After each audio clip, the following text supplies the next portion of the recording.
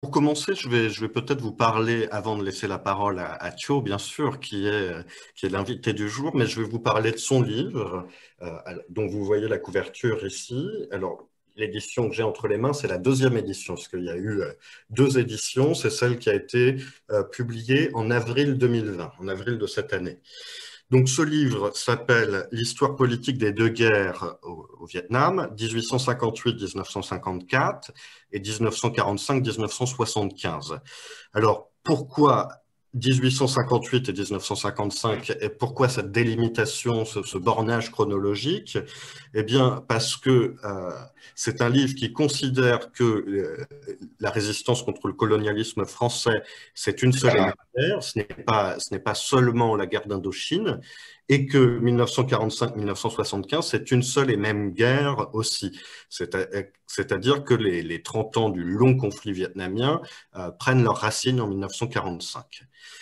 Ce livre que j'ai bien sûr lu et annoté pour la préparation de ce séminaire, c'est un livre de synthèse qui fait à peu près 470 pages, il me semble, qui est fait à partir de sources secondaires.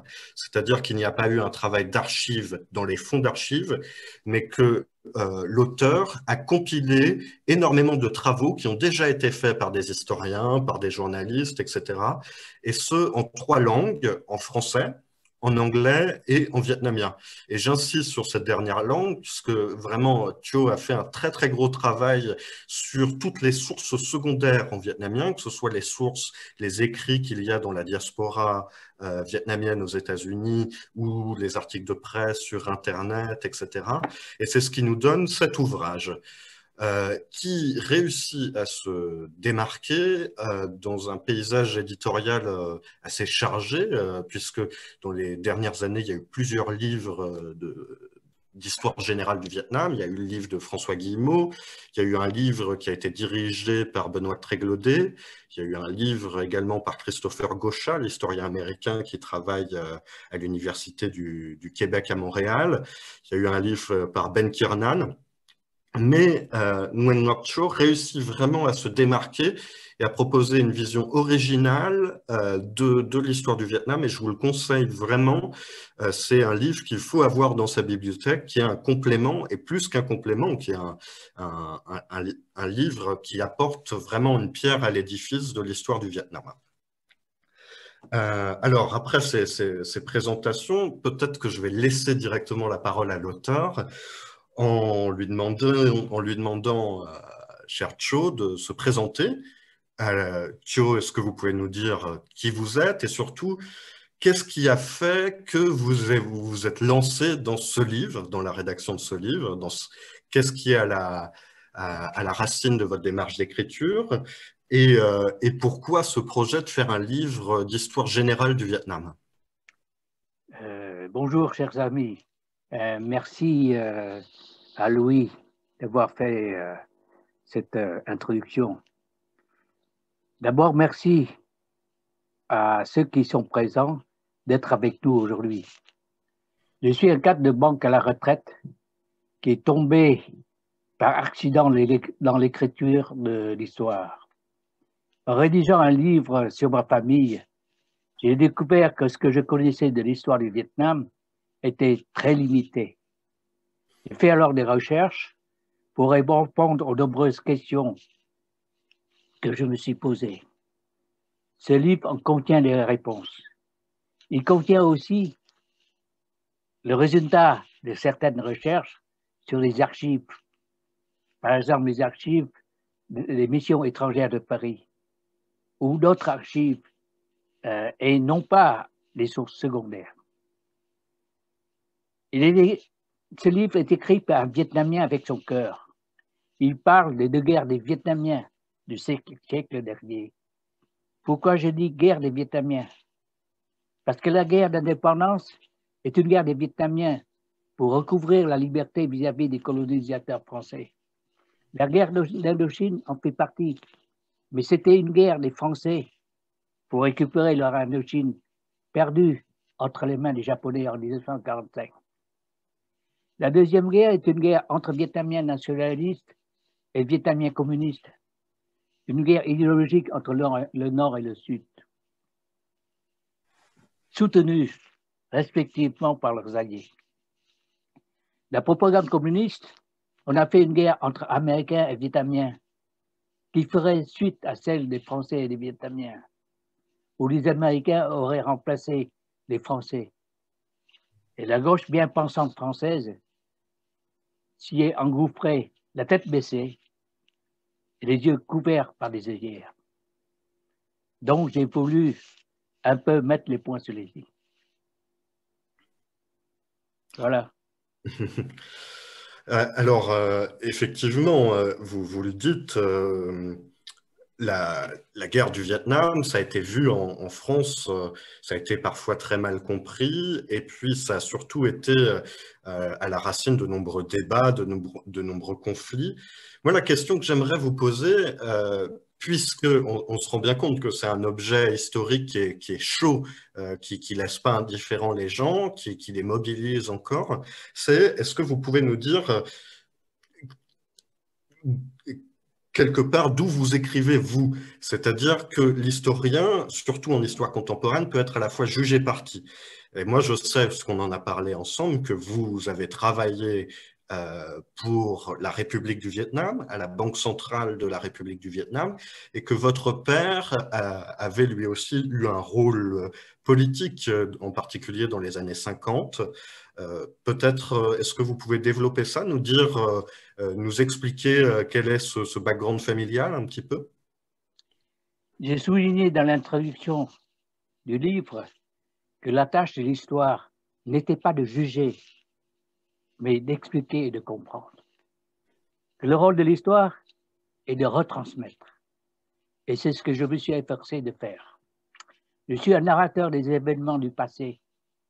Je ne suis pas un rédacteur engagé, cherchant à convaincre.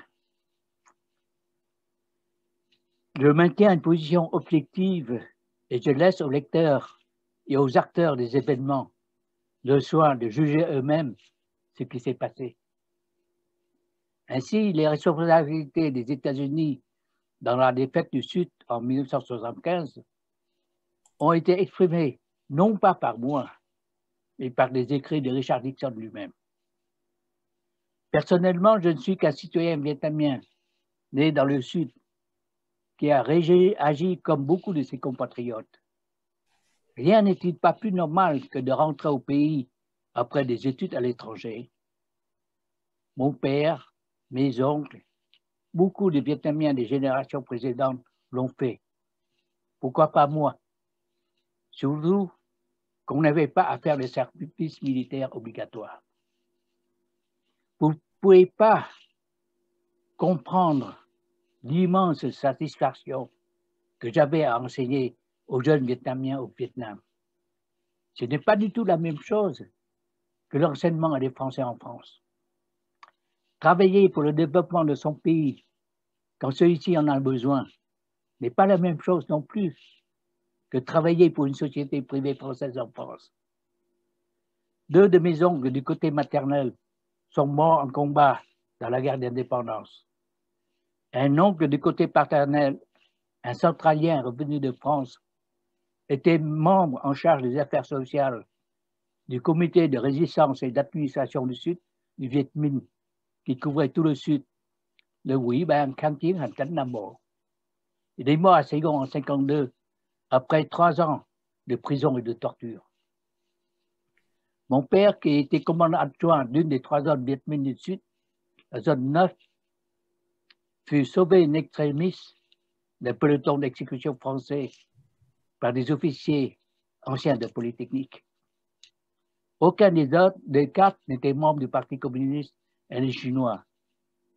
Mon père avait même décliné l'offre du parti de le rejoindre. Tous les 4 faisaient partie de la grande majorité de la population vietnamienne qui luttait pour l'indépendance, sans être communiste ni membre d'un parti quelconque. On peut aimer son pays avec une certaine vision de la valeur de la liberté, de la justice et de la démocratie, sans faire de la politique ni opter pour une idéologie quelconque. Mais tout de même, il me semble que votre père avait voulu se présenter à la présidentielle de la République du Vietnam en 1961 contre Nguyen Diem et qu'il n'a pas pu. Est-ce que vous pouvez nous préciser ça? Alors, il avait envoyé sa candidature, mais Ngo Diem avait dit que, le service de Ngo Diem avait dit que les documents étaient arrivés en retard et n'étaient pas complets. Ce qui fait que sa candidature a été éliminée. Alors, bon, il avait des caolistes qui étaient derrière lui, plusieurs millions, mais aussi son adjoint était Nguyễn Văn Thoại, qui faisait partie d'une famille catholique bien ancrée dans le Sud. Donc, cette candidature aurait beaucoup gêné Ngo Diem. D'accord. Donc oui, on comprend que bien sûr votre famille a vécu tous ces événements qui sont dans le livre, en fait, qui est l'histoire du Vietnam au XXe siècle, à la fois de près. Mais en même temps, j'insiste là-dessus pour les spectateurs aujourd'hui qui nous écoutent, c'est que vous réussissez à prendre une certaine distance par rapport à ces événements-là, par rapport à vos affects personnels. C'est-à-dire que quand l'historien a un lien avec les événements dont il parle, il peut y avoir un problème épistémologique et je crois que vous réussissez. Alors, bien sûr, c'est la tâche de l'historien n'est pas facile, mais vous réussissez dans l'ensemble à objectiver votre regard, à prendre un petit peu de distance par rapport aux choses dont vous parlez. C'est quelque chose sur lequel je veux insister. Alors, après ces prolégomènes, après cette introduction, on va pouvoir passer au premier thème de notre conversation, qui est la genèse du communisme vietnamien dans les années 1920, 1910 et 1920, et en particulier à partir du moment du séjour de celui qui sera plus tard Ho Chi Minh à Paris.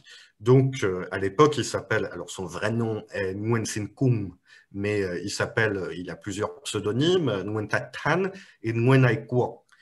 Est-ce que, peut-être pour commencer, parce que vous consacrez une longue partie de votre livre à cette période-là, est-ce que vous pouvez nous dire quel a été le rôle de Nguyen Ai Quoc au sein du groupe des 5 dragons? D'abord, nous dire qui sont ces 5 dragons, le rappeler brièvement, et puis nous dire, donc Nguyen Ai Quoc est censé avoir eu un rôle au sein de ce groupe, et notamment, il s'attribue les mérites du texte des revendications du peuple annamite qui ont été déposées au congrès de Versailles, à la conférence de Versailles, c'est-à-dire la conférence de paix après la Première Guerre mondiale en 1919. Est-ce que vous pouvez mettre les choses au clair là-dessus? Le nom Nguyen Ai Quoc avait été utilisé par le groupe des 5 dragons, les Goulans, pour signer le texte revendication du peuple annamite, Thỉnh nguyện của dân tộc An Nam, remis le 19 juin 1919 au congrès de paix à Versailles. Nguyễn Tất Thành, de son prénom Nguyễn Sinh Cung, et futur Ho Chi Minh, était arrivé dans les 2 mois avant cette remise. Les allégations affirmaient qu'il était à Paris 2 ans avant, dès 1917, faisant croire que ce texte a été écrit par lui-même, car il utilisa à partir de ce moment Nguyễn Ai Quoc comme nom. 2 mois n'étaient pas suffisants pour se parfaire en français pour écrire un tel texte, alors que 2 ans l'étaient. Finalement, le futur Ho Chi Minh avait, de son propre aveu, sous le nom de plume Trần Văn Tiên, précisé que ses idées, ses entre guillemets, exprimées dans le texte remis à Versailles, avaient été écrites par l'avocat Pavantur, parce qu'à ce moment-là, M. Nguyen, c'est-à-dire lui-même, ne pouvait pas écrire en français. Maintenant, concernant les 5 dragons, c'était un vieux résistant exilé, 3 anciens étudiants venus faire leurs études en France et un dernier arrivé de Londres en 1919. Le vieux résistant était Phang Châu Trinh, arrivé en exil en 1911. Il menait au Vietnam une lutte pacifique par des revendications pour les réformes et il participait aux manifestations contre les TARS en 1908. Les 3 anciens étudiants étaient Phạm Văn Trường, Nguyễn Thế Truyền et Nguyễn An Ninh. Phạm Văn Trường était le premier Vietnamien à être docteur en droit et avocat au barreau de Paris. Il résidait en France depuis 1908 et avait la nationalité française. Il animait avec Phang Châu Trinh la Fraternité des compatriotes Đồng bào Thân Ái, un groupe de Vietnamiens émigrés que tous les deux avaient fondé en 1912. Nguyễn Thế Truyền était venu en France en 1910 à 12 ans. Il devint ingénieur chimiste et licencié ès lettres. Il fut membre du Parti socialiste, puis du Parti communiste français, avant de tout rejeter et de fonder son propre parti et ses propres journaux. Son parti était le An Nam Đạp Lộc Đảng, le Parti adamite pour l'indépendance. Et ses journaux, l'âme anamite, la nation anamite, Vietnam Home, Phục Quốc, etc., étaient diffusés jusqu'au Vietnam. En 1961, il se présenta comme candidat à l'élection présidentielle contre Nguyen Diem. Quant au troisième ancien étudiant, Nguyễn An Ninh, il est arrivé en 1918, décrocha une licence de droit. Il était prévu qu'il rentre au Vietnam fonder une revue. Et il allait se servir des idées démocratiques françaises pour combattre les Français avec leurs propres armes. Cette revue était la Cloche Pélée. Le tout dernier des 5 dragons était Nguyễn Tất Thành, Nguyễn Sinh Cung, de son propre nom, qui est venu d'Angleterre en 1919. Nguyễn Tất Thành s'appropria le nom de plume Nguyễn Ái Quốc du groupe pour s'inscrire au congrès du Parti socialiste à Tours en 1920. Il fit partie de plus de 3000 militants socialistes qui firent sécession et adhèrent à la Troisième Internationale. Il était attiré par les thèses de Lénine sur les droits des nations de disposer d'eux-mêmes et sur sa façon de concevoir le combat révolutionnaire. En 1923, il alla en Russie rejoindre le Comintern, c'est-à-dire la Troisième Internationale. Eh bien, c'est la question que j'allais vous poser. Donc, au moment où Ho Chi Minh, le futur Ho Chi Minh, qui s'appelle Nguyen Ai Quoc ou quel que soit son pseudonyme, part pour la Russie, on est en 1923 pour l'URSS. Est-ce que vous pouvez resituer aussi quelles étaient les relations sur le plan idéologique? Vous l'avez dit, il y avait une scission entre le jeune Ho Chi Minh, enfin, qui était attiré par les idées de Lénine, mais il me semble que Ho Chi Minh, pendant un temps, était comment dire, séduit par les idées de Phan Thu Trinh. Il en était assez proche, de ces idées d'un réformisme. Est-ce que vous pouvez revenir brièvement là-dessus? Donc déjà, lorsqu'il était en Angleterre, il était en correspondance avec Phang Thu Trinh. Et ce qu'il connaissait du monde hors du Vietnam, c'était les idées qu'avait Phang Thu Trinh au Vietnam. Mais arrivé en France, il a découvert autre chose. Le congrès de Tours, la Troisième Internationale, Lénine, etc., qui l'ont séduit plus que Phang Thu Trinh. Parce que Lénine disait que la Troisième Internationale allait s'occuper des pays colonisés. Et donc, il cherchait un moyen pour combattre les Français. Et Lénine donnait les moyens pour ce combat.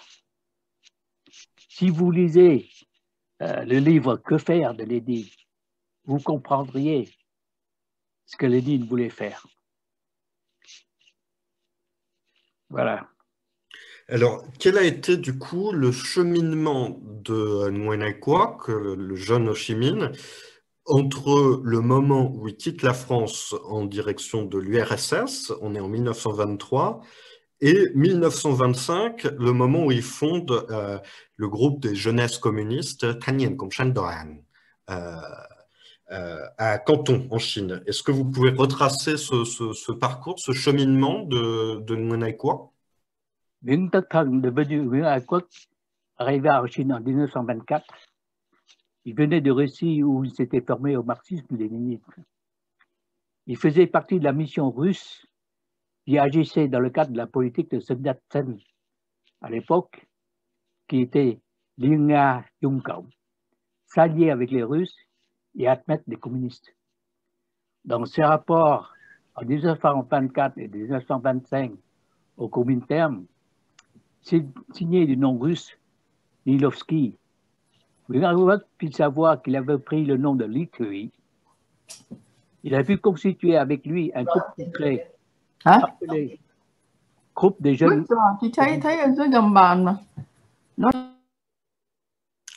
Excusez-moi, donc j'ai mis en... Nous avons été interrompus. Juste, s'il vous plaît, je vous prie d'éteindre votre micro afin de laisser que la conversation puisse se dérouler. Lorsque vous arrivez dans le salon, je vous prie de désactiver votre micro, s'il vous plaît. Thio, c'est à vous. Donc, Nguyễn Ai Quốc, et également la vidéo, qui est devenu Lý Thủy, avait pu constituer avec lui un groupe secret appelé Groupe des jeunes communistes ou Thanh Niên Cộng sản Đoàn. Ce groupe était fort de 9 personnes, dont 7 étaient originaires de Nghệ An comme lui. 5 étaient membres suppléants du Parti communiste chinois. Ces personnes avaient formé auparavant le noyau du Tam Tam xã, ou Société des cœurs qui battent du même rythme, appelé aussi Groupe des jeunes pour un nouveau Vietnam. Le Tam Tam xã avait été créé à Guangzhou en Chine en 1923 par 7 jeunes membres du Vietnam Quang Phúc Hội, la Ligue pour la restauration du Vietnam de Phan Bội Châu. Le manifeste de création du Tam Tam xã indiquait qu'une fois le pays libéré, le système de gouvernement serait choisi par tous, par vote. Ce groupe se fit connaître par le suicide d'un d'eux, Phạm Hồng Thái, après l'échec de l'assassinat à Guangzhou, en Chine, du gouverneur général de l'Indochine, Henri Merlin, le 19 juin 1924. Le groupe des jeunes communistes, c'est-à-dire le Thanh Niên Cộng sản Đoàn, créé par Nguyễn Ai Quốc, était le cœur secret d'une organisation plus large, le Thanh Niên, au Vietnam Thanh Niên Các Đảng Đồng Chí Hội, association des camarades de la jeunesse révolutionnaire du Vietnam. Le premier était la tête, s'activant dans l'ombre, le parti. Le second était le mouvement de masse qui acceptait tout le monde et où la plupart ignoraient l'existence des membres du premier. Ces deux organisations étaient les ancêtres du Đảng Lao động Việt Nam, le Parti des travailleurs du Vietnam, et du Mặt trận Tổ quốc, le Front de la patrie d'aujourd'hui. Le Thanh Niên est né en mai 1925 à Guangzhou, en Chine.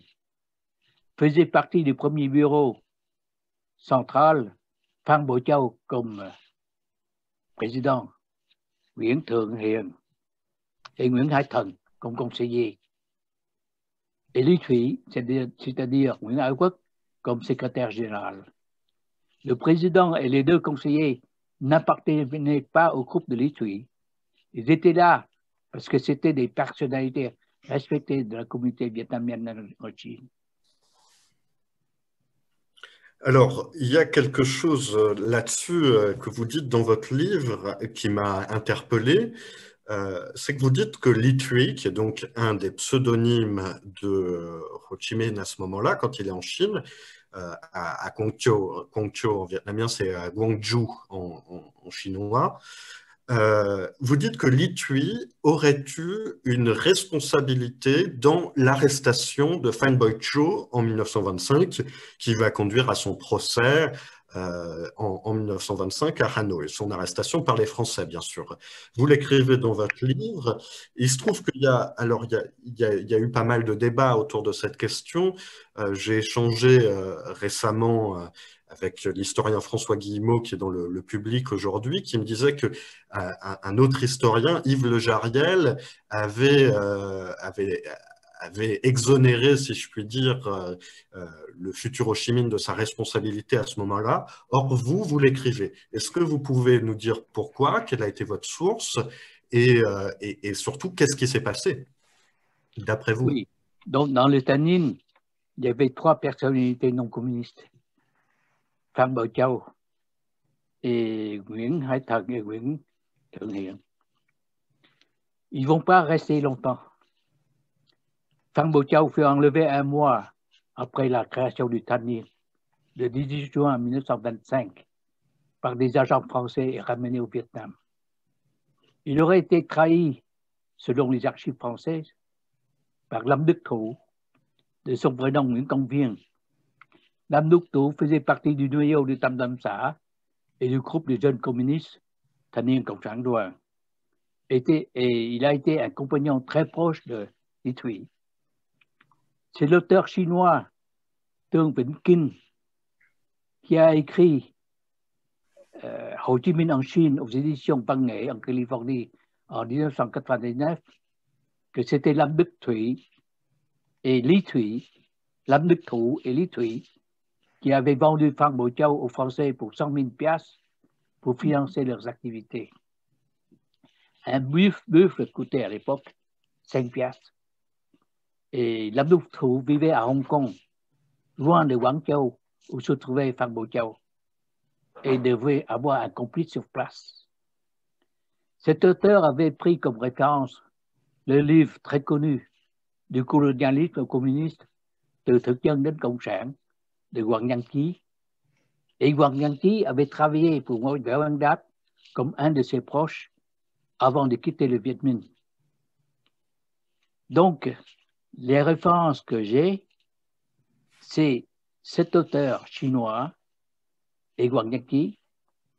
Maintenant, s'il s'agit d'un interview de Ho Chi Minh pour lui demander s'il n'a pas été responsable et partie prenante dans l'arrestation de Phan Bội Châu, je suis sûr qu'il aurait dit non.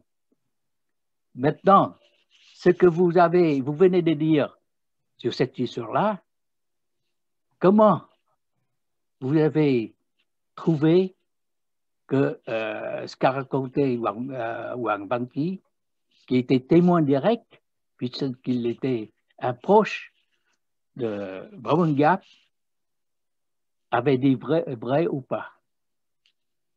Il faut savoir que la disparition de Phan Bội Châu, figure connue et respectée de Hoang Châu, laissait le champ libre pour y organiser autre chose parmi les Vietnamiens. Elle permettait aussi d'émouvoir l'opinion vietnamienne et d'exciter son patriotisme.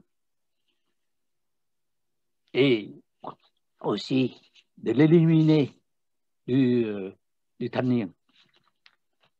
Les deux derniers nationalistes quittèrent aussi le groupe.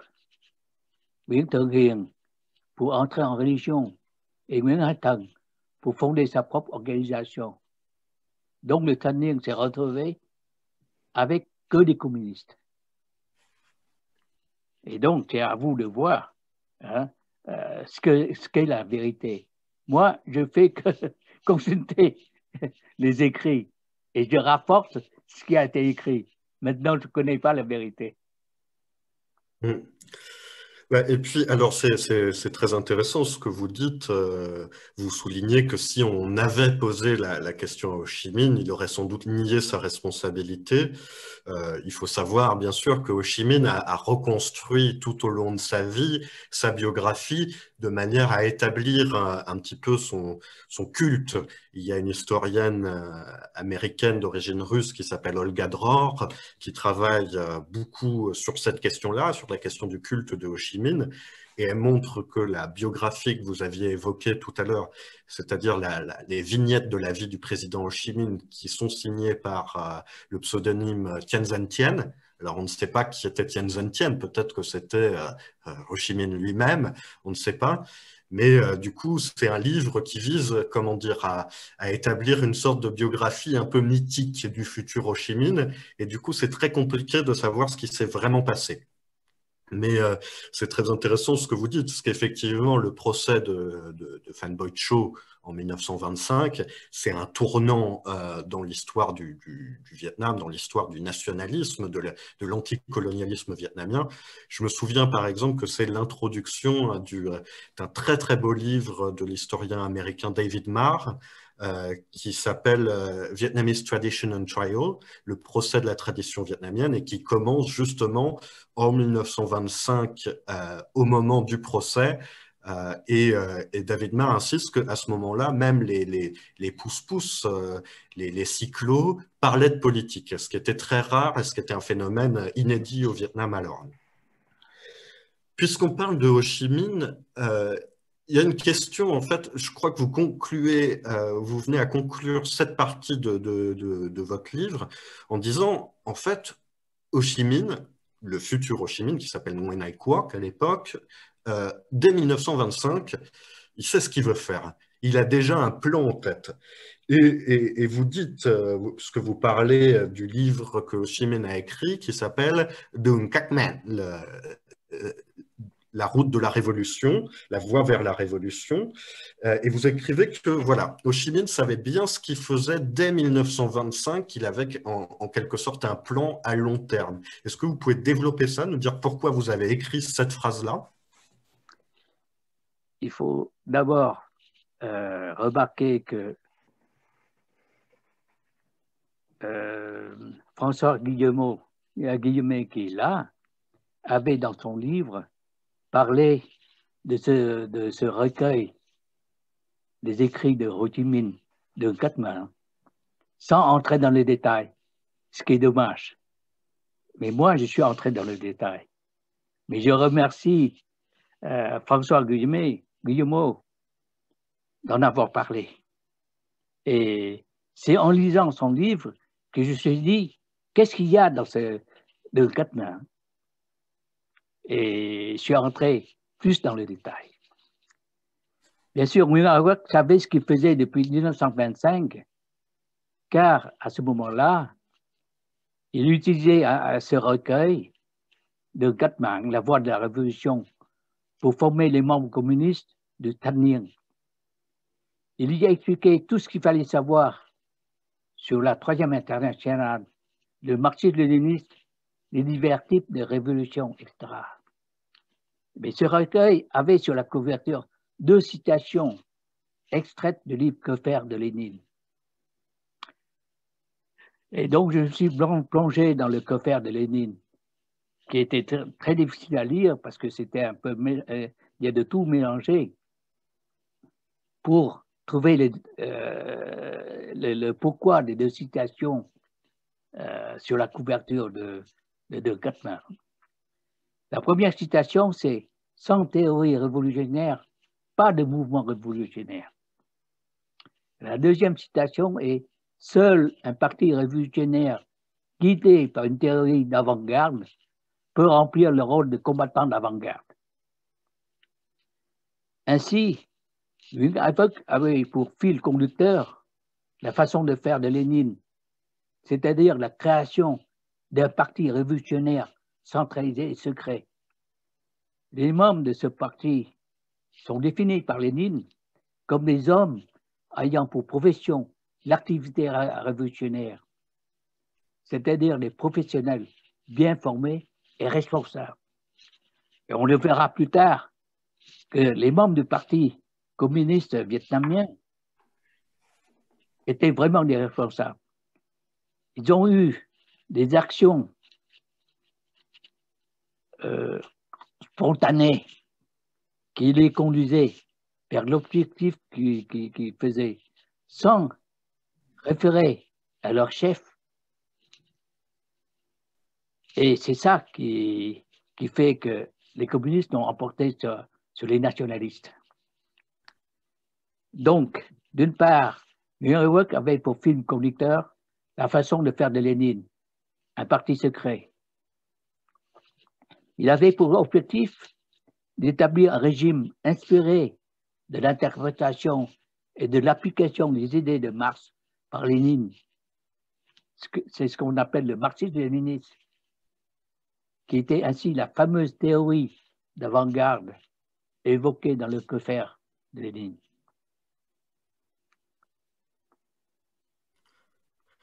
Alors, effectivement, vous soulignez là un point qui va être crucial, en particulier en 1945, qui est la dimension professionnelle. Je ne sais pas si on peut dire le mot professionnel, mais en tout cas, l'entraînement, la formation qu'il y a pour les membres du Parti communiste vietnamien, et en particulier le premier d'entre eux, Ho Chi Minh. Alors, la transition vers la seconde partie de notre entretien est toute trouvée. On va faire à présent un saut dans le temps pour se retrouver en 1945-1946, c'est-à-dire dans cette période charnière entre la fin de la Seconde Guerre mondiale et le début de la guerre d'Indochine qui commence, en tout cas on considère qu'elle commence vraiment avec le bombardement du port de Haiphong par la marine française fin novembre 1946 et plus encore avec l'attaque, l'insurrection générale à Hanoï le 19 décembre 1946. Donc là, on est en 1945. Je vais faire un bref résumé du contexte et ensuite, à nouveau, je laisserai la parole à Nguyen Ngoc Cho pour qu'il développe les thèses qu'il avance dans son livre. Donc, à la fin de la Seconde Guerre mondiale, qu'est-ce qui s'est passé? Pendant la Seconde Guerre mondiale, l'Indochine a vécu comment dire, a réussi à éviter les principaux combats de la Seconde Guerre mondiale. Elle était gouvernée par l'amiral de Poo, qui était donc le gouverneur général de l'Indochine française, qui avait négocié avec les Japonais en 1940 et qui a fait que, de facto, même s'il y a un droit de passage pour les troupes japonaises, pendant toute la Seconde Guerre mondiale, jusqu'en 1945, les Français ont encore les apparences du pouvoir en Indochine coloniale. Puis, le 9 mars 1945, alors c'est dans le contexte où la guerre s'était déplacée dans le Pacifique et les Japonais étaient en train de commencer à la perdre, mais les Japonais se replient en Indochine et ils font un coup d'État le 9 mars 1945 où ils renversent le pouvoir colonial français. En une nuit, il y a plus de 2000 morts et surtout, c'est la fin de la souveraineté française sur l'Indochine coloniale. À la place, ce sont les Japonais et qui mettent en place, ils s'organisent, etc. Et surtout, les Japonais autorisent la création à flux d'un gouvernement vietnamien qui va être dirigé par le Premier ministre qui s'appelait Thien Thong Kim. Et ce gouvernement vietnamien va durer quelques mois. Et après, les Japonais vont perdre la guerre pendant l'été. Alors, vous savez, ce sont les bombes atomiques sur Hiroshima et Nagasaki. En début août 1945. Et dans l'espace laissé par l'éviction des Français d'une part et la défaite des Japonais, eh bien, il va y avoir une prise de pouvoir à Hanoï, c'est ce qu'on appelle la Révolution d'août. Et la Révolution d'août, il y a plusieurs partis, vous en parlez dans votre livre, mais celui qui va émerger, c'est le Viet Minh, c'est le Parti communiste, et c'est Ho Chi Minh qui déclare l'indépendance sur la place Ba Dinh à Hanoï le 2 septembre 1945. Sauf que les Français, et en particulier le général de Gaulle, n'acceptent pas trop ça et ils comprennent pas trop ce qui se passe, donc ils vont essayer de reconquérir cette colonie perdue. Il faut voir que le Vietnam avait été divisé en deux à la conférence de Potsdam avec les troupes chinoises au nord et les troupes anglaises au sud. Les Français, en gros, viennent avec les Anglais. Ils réussissent avec le général Leclerc à reprendre la Cochinchine, le sud du Vietnam, mais pas le nord. Donc au nord, ils sont obligés de négocier et ils envoient une personne au nord qui s'appelle Jean Saint-Denis, qui était un ancien cadre de la Banque de l'Indochine. Et Jean Saint-Denis va réussir à établir un canal de négociation avec Ho Chi Minh, qui va aboutir à des premiers accords qui prévoient des négociations entre la France et le Vietnam au sein de l'Union française. Ce sont des accords du 6 mars 1946. Alors, la première question, c'est, Thio, qu'est-ce que c'est que ces accords du 6 mars 1946, les accords Haut-Saint-Denis, et surtout, en quoi sont-ils ambigus?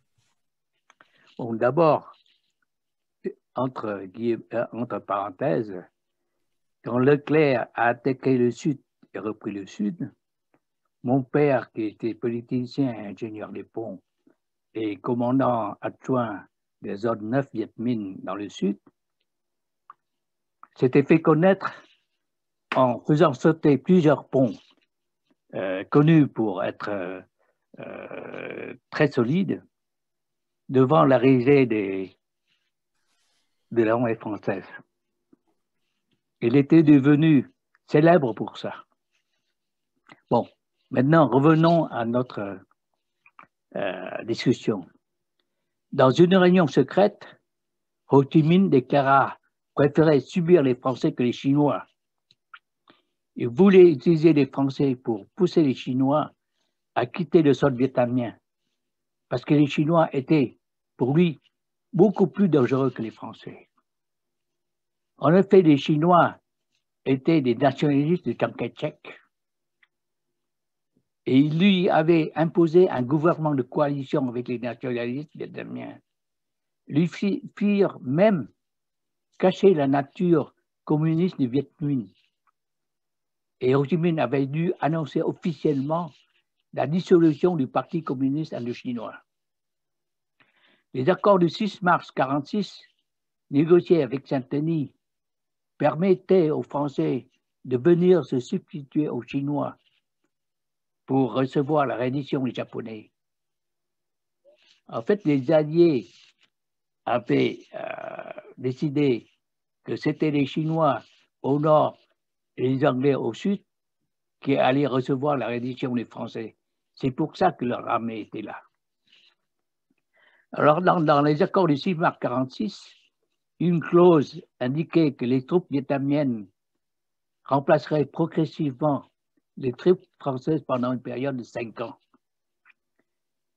Et ils indiquaient aussi que la France reconnaissait en la République démocratique du Vietnam un État libre ayant un gouvernement, une assemblée nationale, une armée et une finance propre, et faisait partie de la Fédération indo-chinoise et de l'Union française. C'était des accords préliminaires.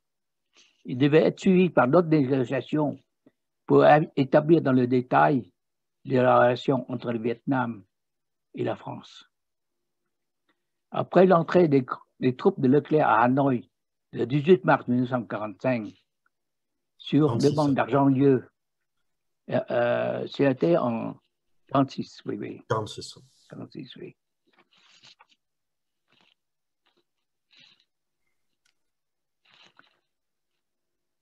Sur demande d'Argent-Lieu, un deuxième accord signé le 3 avril 1946 précisa provisoire les conditions d'application de l'accord du 6 mars. Les Français ne voulaient plus que leurs troupes soient remplacées par celles de Viet Minh. Mais tout le monde était content. Ho Chi Minh voulait que les Chinois s'en aillent. Et la France voulait remettre les pieds militairement sur le sol vietnamien. Et tout s'est bien fait dans ce sens. Et du coup, alors ces accords du 6 mars, ils ouvrent une longue séquence de négociations entre la France et le Viet Minh, négociations qui vont commencer par une première conférence à Dalat en avril 1946, au cours de laquelle la personnalité du général Giap va commencer à se révéler. Puis après, il y aura toute une série de négociations jusqu'à l'éclosion de la guerre d'Indochine, jusqu'au début de sa phase active à la fin de l'année 1946. Est-ce que vous pouvez retracer peut-être cette historique des négociations entre la France et le Vietnam jusque, disons, mars-avril 1946 jusqu'à la fin de l'année 1946. Ainsi, les accords du 9 mars 1946, du 6 mars 1946, étaient des accords préliminaires, comme je l'ai dit. Et les conférences de Dadar et de Fontainebleau étaient des rencontres pour essayer de s'entendre sur les futurs liens entre les deux pays. Mais chaque parti avait son propre point de vue et les deux conférences aboutirent finalement à rien. Pour les Français, l'Union française comprenait la République française et des territoires et États associés et était gouvernée par le gouvernement français lui-même. La République française était composée de la France métropolitaine et des départements et territoires d'outre-mer. Les États associés avaient une autonomie interne, mais il y avait des restrictions. Par exemple, l'article 62 de sa constitution de 1946 indiquait que les membres de l'Union française mettaient en commun la totalité de leurs moyens pour garantir la défense de l'ensemble de l'Union. Le gouvernement de la République assume la coordination de ces moyens et la direction de la politique propre à assurer cette défense. Bref, le seul qui détenait le pouvoir pour la France restait la France, toute seule. Pour les Vietnamiens, c'était différent. Les pays de la Fédération chinoise et de l'Union française devaient être des pays indépendants, ayant un réel pouvoir avec leur propre armée, leurs propres finances et leur propre politique étrangère. Le Vietnam, de par son appartenance aux deux organisations, accordait à la France des privilèges économiques, des propriétés commerciales et une position particulière pour les affaires étrangères. Le Vietnam refusait que l'administration de ces deux organes soit un super gouvernement faisant l'intermédiaire entre le gouvernement français et le gouvernement vietnamien. La Fédération chinoise devait être une organisation dont le but principal était la coordination des activités économiques des pays membres. Le pouvoir du haut commissaire de la politique, qui coiffait le tout, devait être limité à des activités diplomatiques. Après l'échec des négociations de Fontainebleau, Ho Chi Minh insista lui-même pour signer le 14 septembre 1946 un modus vivendi avec le ministre de la France d'Outre-mer, Marius Moutet. Il était même allé le réveiller chez lui pour le presser de le faire.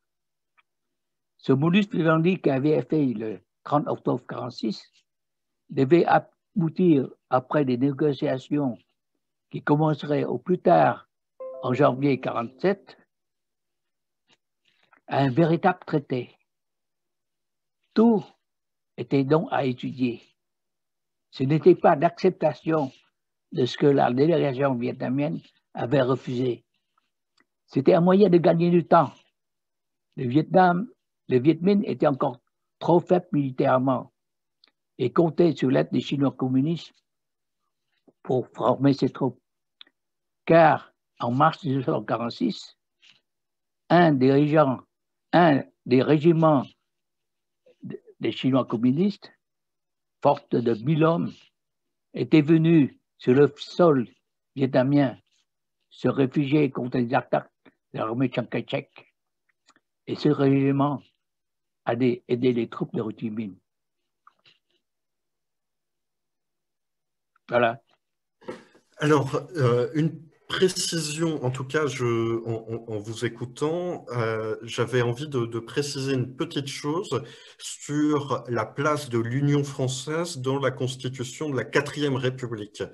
Il y a quelque chose qui me semble important de préciser, c'est que la constitution de la 4e République, elle est d'abord refusée par référendum en mai 1946, C'est-à-dire que le contexte est le suivant. Donc, De Gaulle a été au pouvoir après la Seconde Guerre mondiale, mais il démissionne en janvier 1946, pour le dire simplement et un peu rapidement, parce qu'il n'a pas envie de travailler avec les communistes français, De Gaulle.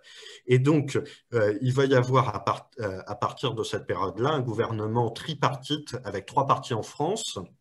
Le MRP, qui est dirigé par Georges Bidault, la SFIO, donc les socialistes, et le Parti communiste français. Et en gros, il y a un premier projet de constitution en mai 1946 qui est proposé par référendum et qui est très progressiste sur la question de l'Union française, mais qui va être refusé. Et donc, après l'échec de ce premier référendum en mai 1946, pendant tout l'été, il y a des négociations, un jeu de pouvoir très très fort entre les partis en France et qui aboutit au deuxième référendum sur la constitution de la 4e République. On est donc à l'automne, on est en septembre 1946. Et là, le projet va être accepté, la constitution va être acceptée, mais cette constitution-là, elle est beaucoup moins progressiste que la première sur la question de la place des États libres au sein de l'Union française. Et ça, c'est vraiment un facteur, il me semble, important du côté des Français. C'est-à-dire qu'il y a toujours comment dire, il y a une concurrence entre les partis et personne n'est d'accord sur ce que doit être l'Union française. Et c'est ça aussi le problème. Alors, une question que je voulais je voulais vous poser, vous en parlez dans votre livre, ce sont les négociations entre le général Zapp et le colonel Crépin en juin 1946. Je rappelle que donc, en juin 1946, il y a eu la création d'un gouvernement provisoire de la Cochinchine avec à sa tête le docteur Nguyen Van Trinh. On est donc début juin, je crois que c'est le 2 juin 1946, la date officielle, avec bien sûr sous le patronage de l'amiral d'Argentlieu. Mais du coup, entre les Français sur place et les Vietnamiens sur place, malgré la conférence de Fontainebleau, il y a d'autres négociations, il se passe d'autres choses, de la même manière qu'il y a des dialogues entre les Français en Indochine, ou dans le Vietnam nouvellement indépendant, et les Français en France, etc. Tout ça est très compliqué. Est-ce que vous pouvez revenir sur ce jeu de négociations un petit peu secrètes qui se sont passées à ce moment-là? Avant de quitter le Vietnam pour assister à la conférence de Fontainebleau le 31 mai 1946, Ho Chi Minh donna des ordres très stricts à Võ Nguyên Giáp. Celui-ci allait rencontrer lui-même le colonel Jean Crespin, qui était responsable des forces françaises au nord, et adjoint du général Valluy, le remplaçant du général Leclerc. Il devait s'assurer qu'avec l'autorisation du général Valluy, les Français resteraient neutres au cas où le Viet Minh attaquait les forces nationalistes.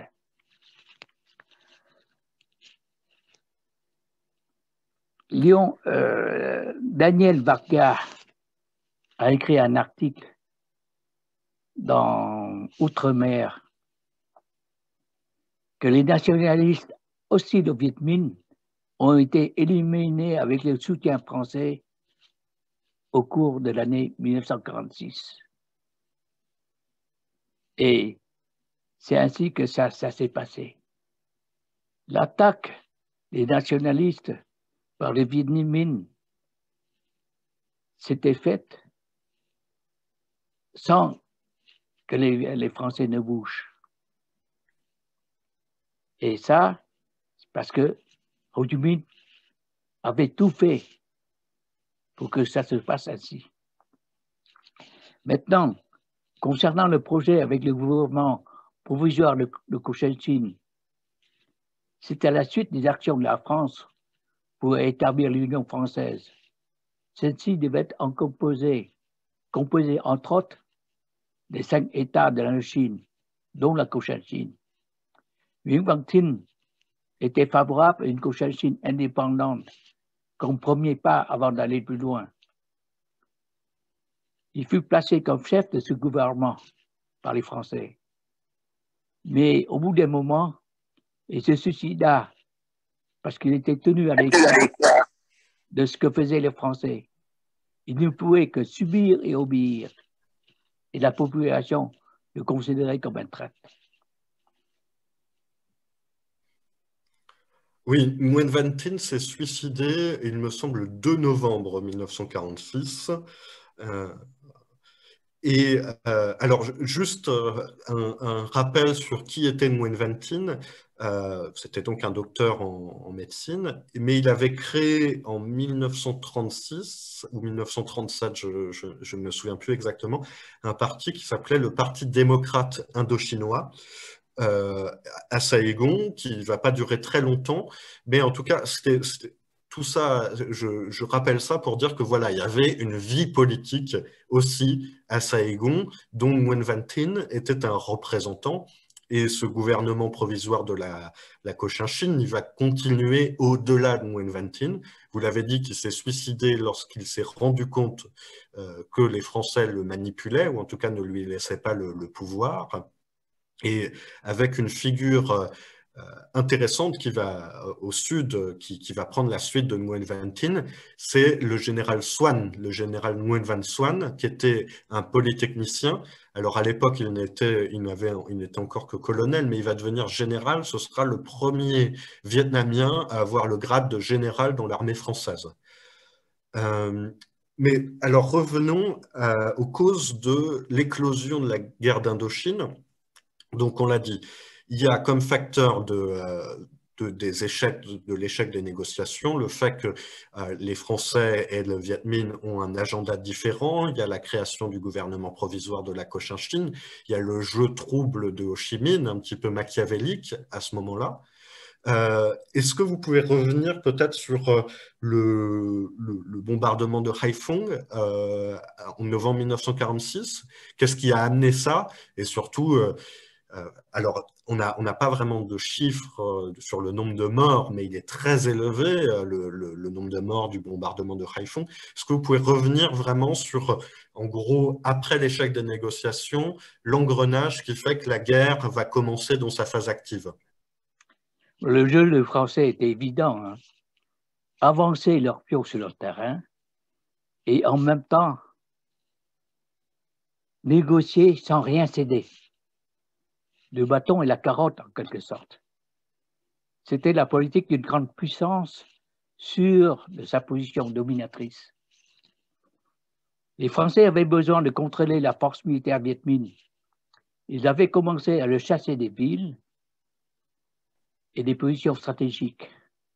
Dans une seconde phase, ils exigèrent qu'elles se mettent sous le contrôle. Le bombardement de Haiphong avait pour but de montrer la puissance de la France. D'adversaires plus faibles, considérés à l'époque comme des guérilleros et pas plus, devraient normalement se plier. Mais au lieu de ça, Ho Chi Minh lança le soulèvement général le 19 décembre 1946, car son armée était en train de s'étoffer avec l'aide des Chinois communistes. Voilà, pour moi, l'explication du bombardement de Haiphong. D'accord. Oui, et on voit bien, et ensuite, bon, on connaît la suite, ce sont 8 années de guerre qui se termineront en 1954 à Dien Bien Phu, etc. Euh, euh, c'est le début de la phase active de la guerre d'Indochine qui va durer 8 ans. Alors, sur cette période de 1945-1946, moi, quand on a parlé des négociations, etc., en fait, de l'engrenage historique des événements, mais il y a un phénomène qu'on a du mal à prendre en compte, ou en tout cas qui me semble, moi, très important, c'est celui des moyens d'action, et en particulier du terrorisme. Dès 1945, le Viet Minh pratique le terrorisme au sud et il le pratique contre des Vietnamiens.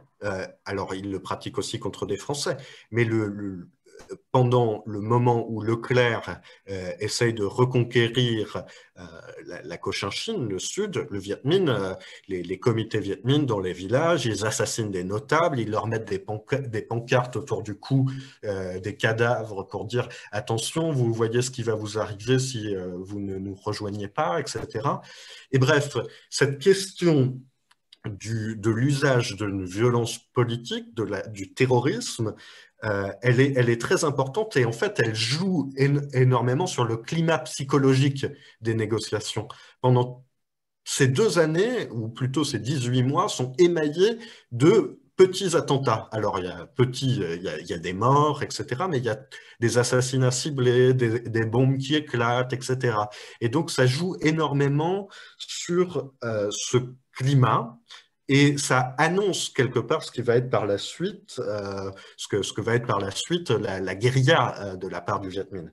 Alors, moi, j'ai l'impression que c'est un peu le début de la guerre psychologique moderne, quoi, qui se passe dans ces années-là, et en particulier avec une figure qui est très intéressante, qui est celle de Nguyen Binh, qui était le responsable du Viet Minh au sud, et qui va organiser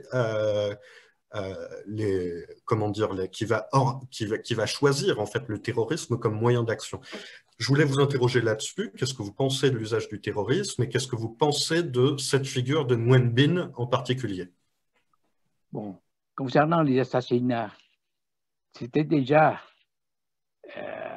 des actions courantes, même avant 1945,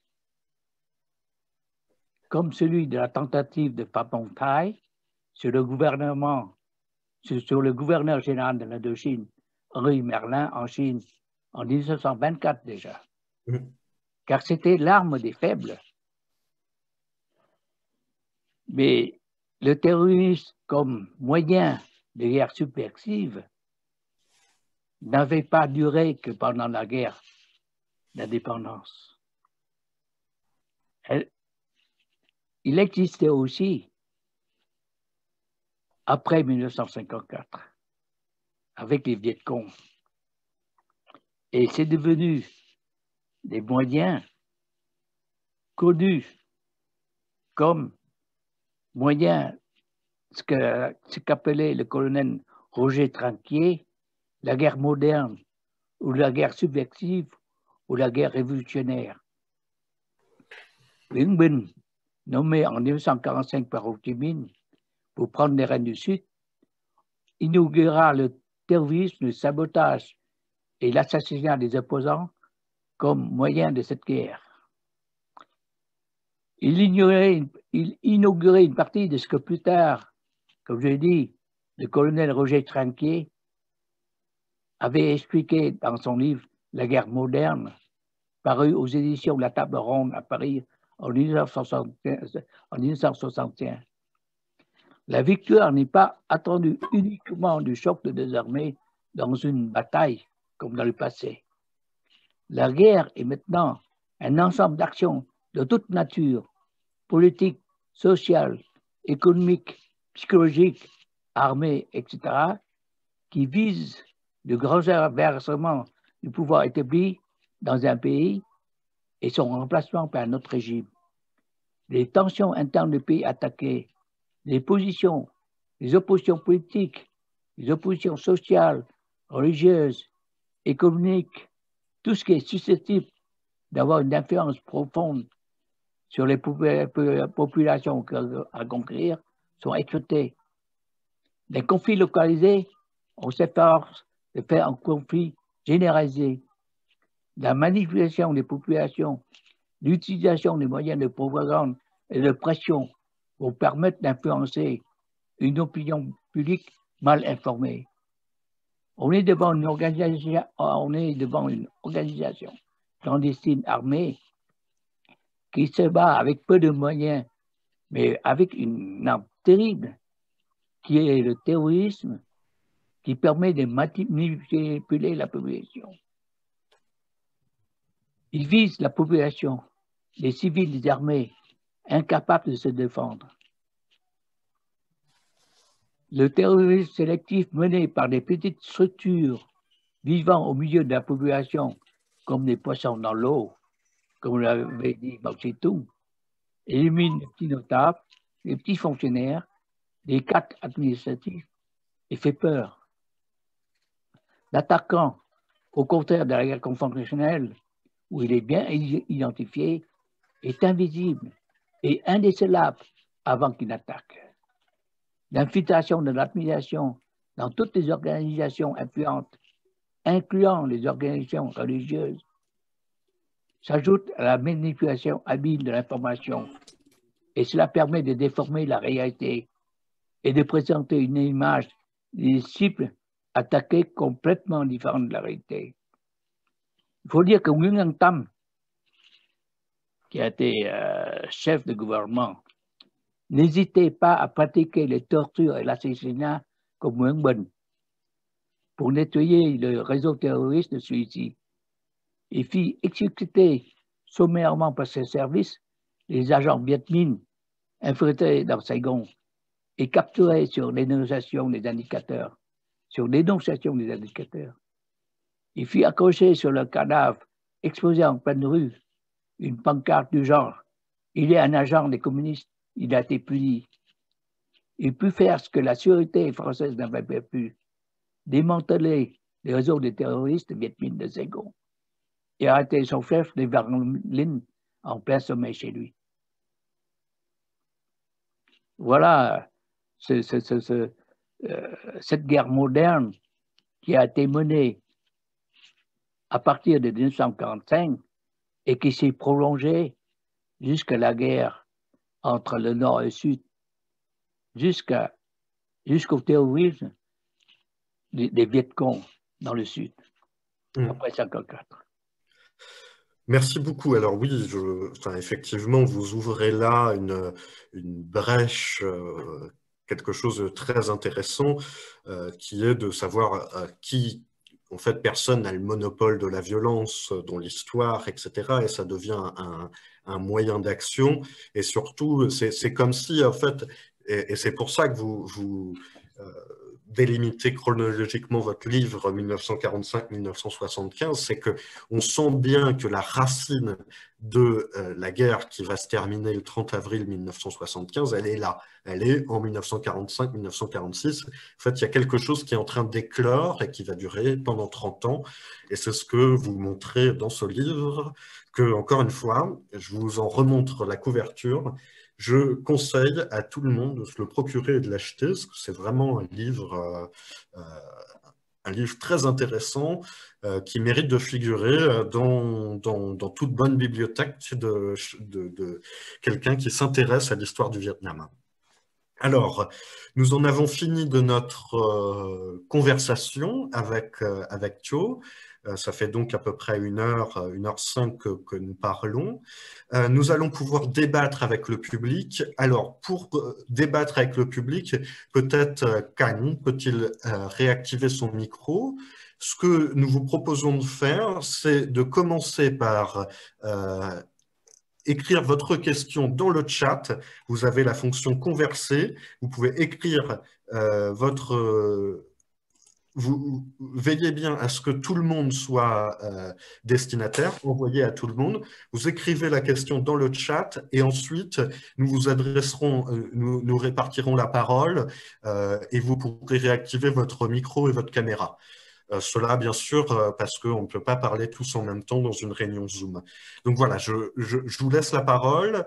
Je vous remercie beaucoup de votre attention pendant cette heure que nous venons de parler ensemble.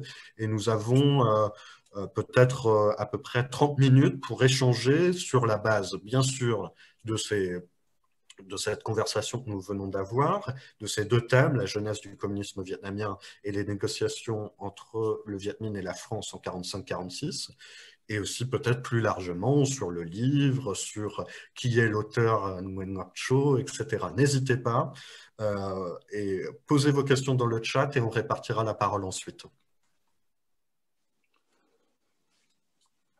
Bien, merci, merci Louis. Je vois dans l'audience Monsieur François Guillemot qui avait été cité tout à l'heure. Je ne sais pas s'il est là et en tant qu'historien et spécialiste du Vietnam, il aura certainement aussi un avis et des commentaires quant à la discussion qui a été faite et les idées qui ont été présentées aujourd'hui. Bien sûr, M. Guillemot est là. Je vois justement que François dit qu'il a quelques remarques générales à faire. Alors, François, est-ce que tu peux activer ton micro et ta caméra, s'il te plaît? Ouais, vous m'entendez là? Oui, on t'entend. Ok. François, c'est à toi. Voilà, donc merci Monsieur Chow et merci pour cette présentation très très riche et mais qui soulève beaucoup de questions effectivement parce que vous l'avez souligné, vous n'êtes pas historien entre guillemets professionnel, donc vous êtes un amateur éclairé et alors j'ai pas votre ouvrage moi je suis pas au bureau là, j'ai pas votre ouvrage sous les yeux, mais effectivement quand j'ai reçu votre ouvrage dont le sujet est tout à fait pertinent et intéressant, la première chose qu'on regarde nous historiens c'est les sources et leur utilisation. Et donc plusieurs fois dans le débat sont venus des bribes de sources, notamment l'ouvrage de Huang Wanji et l'ouvrage je crois c'est Tung Dean Kim, ou je sais plus comment il s'appelle, l'auteur chinois qui a été traduit en vietnamien et dont l'ouvrage est sorti en 99 chez Van Nghe sur le rôle de Ho Chi Minh en Chine. Et donc voilà. Donc d'emblée dans votre ouvrage, moi ce qui m'a plu, c'est évidemment tout ce que vous apportez de nouveau et de personnel. Et puis tout ce qui m'a déplu, c'est le manque peut-être de pour les historiens de croisement de sources, notamment de sources fondamentales qui peut-être sont pas assez utilisées. Je pense par exemple à l'ouvrage de Nguyen Kim Tran, hein, qui est sorti il y a bien longtemps aux États-Unis sur cette période fondamentale du Thanh Nghien, et puis d'autres ouvrages clés de Huey Tham Thai aussi sur ce qui se passe sur la radicalisation des mouvements révolutionnaires, d'autres ouvrages de David Marr qu'on a cité et d'Alexander Woodside, enfin toute une collection d'ouvrages qui peut-être aurait mérité d'être plus utilisés euh, pour compléter vos sources. Ce que je dois dire en fait, ce que je pense globalement de cette histoire, qui est une histoire compliquée que j'ai essayé de décrypter à ma façon sous l'angle de fracture, euh, c'est que c'est une histoire en devenir et qu'il y a énormément de pièces manquantes, en fait, en réalité. La première, c'est sur ce qui se passe exactement dans le sud de la Chine, entre les nationalistes, entre tous les réseaux indépendantistes nationalistes et non communistes et communistes vietnamiens. Je dirais entre Nankin et Shanghai. Il se passe énormément de choses. Il y a des sources là-dessus.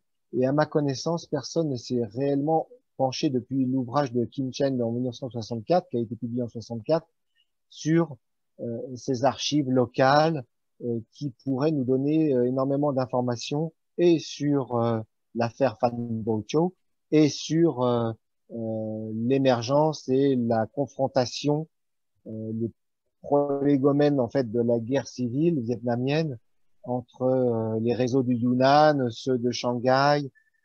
Alors, certains Vietnamiens avaient commencé à travailler dessus, notamment le regretté Nguyen Hach Nui, qui avait commencé à investiguer à travers des sources de mouvements révolutionnaires émigrés, cette question-là, mais on manque d'informations sur ce qui se passe dans les réseaux sino-vietnamiens dans le sud de la Chine. Christopher Gauchat, qui est professeur à l'UQAM, avait commencé aussi à travailler là-dessus. Mais il y a encore tout un travail énorme, à mon avis, et puis il faut lire le chinois pour pouvoir regarder ce qui se passe, ce qu'il y a dans les archives du Kuomintang à l'époque ou du Parti communiste chinois. Le deuxième gap que je vois, le deuxième manque, c'est qu'il n'y a pas d'études encore aujourd'hui sur la République de Cochinchine.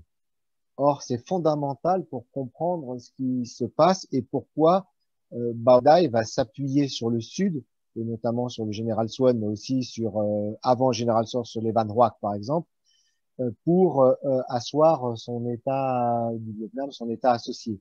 Et là, pourtant les archives existent, hein, il y a tout le fonds Boucoche à Ho Chi Minh Ville, et tant qu'on n'a pas d'études vraiment précises sur le pourquoi d'une dissidence vietnamienne alors que le Vietnam est en construction, un Vietnam nationaliste se construit, pourquoi tout d'un coup des sudistes font sécession? C'est quand même assez important à comprendre.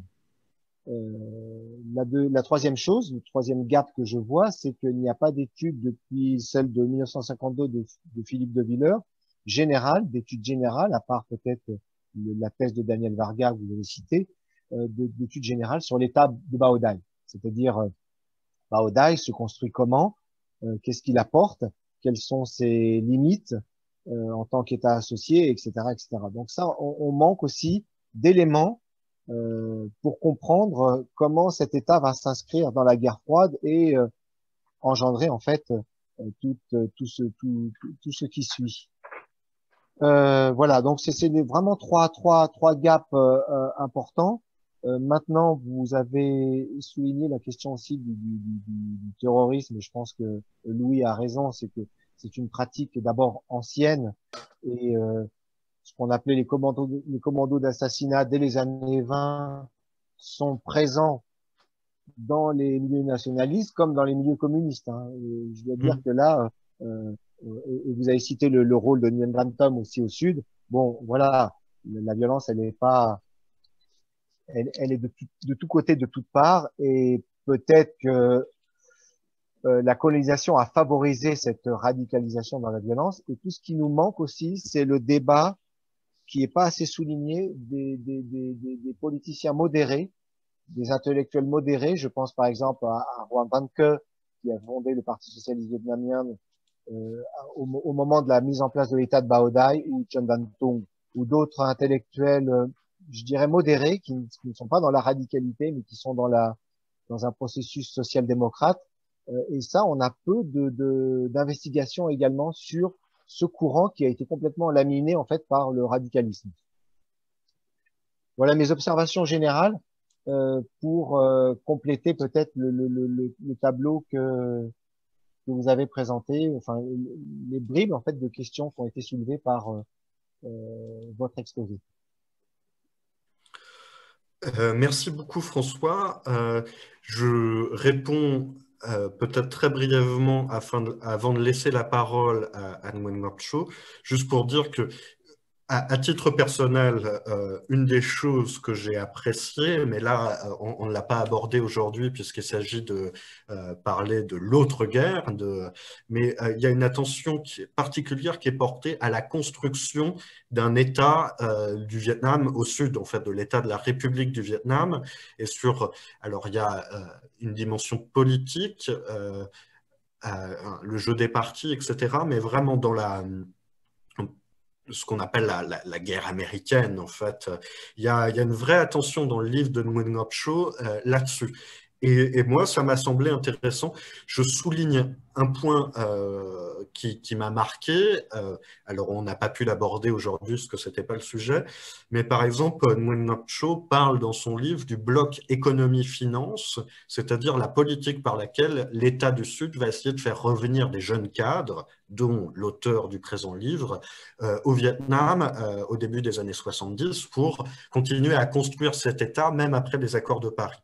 Je dis ça pour dire qu'il y a vraiment une attention à comment c'est un petit peu structuré cet État-là, qui est donc parallèle, opposé à l'État du Nord, et que c'est un point historique ou historiographique qui me semble intéressant. Je laisse maintenant la parole à Nguyen Ngoc Cho pour répondre s'il le souhaite. Je précise juste que nous avons 3 questions ensuite. Une question de Vu Ngoc Quynh, puis ensuite Pascal Bourdeau propose de prendre la parole avec 2 ou 3 remarques. Et enfin, il y aura une question de Sonny Le Galoudec. Cho, je vous laisse répondre, puis Vu Ngoc Quynh, puis Pascal Bourdeau. Concernant les remarques de François Guillemot, je n'ai rien à dire, sinon les accepter. Parce qu'il a dit, ce qu'il a dit est vrai. Il y a plein de recherches qui sont nécessaires pour aller plus sur le détail. Il y a plein d'autres livres qui sortent tous les jours pour parler du Vietnam. Et quand j'ai écrit le livre, c'était il y a 3 ans. Donc, entre-temps, il y a des recherches qui sont sorties que je ne connaissais pas. Donc, c'est normal que mon livre ne peut pas tout contenir. Bon, concernant donc j'accepte ce qu'a dit François Guillemot, avec plaisir. Maintenant, pour les autres questions, qu'est-ce que tu en penses? Alors, je vais laisser la parole à Vu Ngoc Quynh, ou peut-être puis-je lire sa question. Est-ce que Vu Ngoc Quynh, vous souhaitez prendre la parole ou est-ce que je lis votre question à l'oral?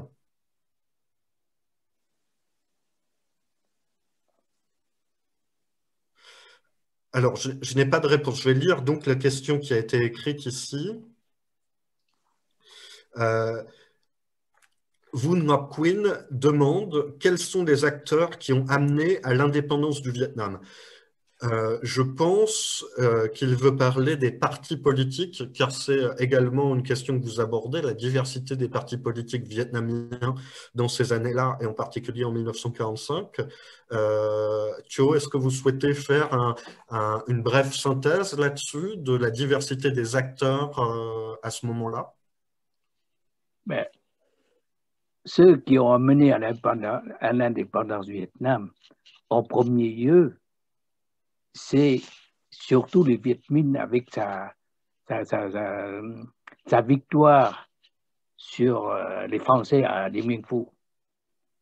Mais en parallèle avec ça, Bao Đài aussi avait négocié avec les Français sans succès d'abord, puis ensuite accepté un peu une place dans l'Union française comme premier pas. Et finalement, c'est après la victoire des Viet Minh à Dien Bien Phu que les Français ont cédé et a signé des traités avec Bao Đài pour établir l'État du Vietnam. Donc, si vous voulez, tout le monde sont des acteurs de l'indépendance du Vietnam.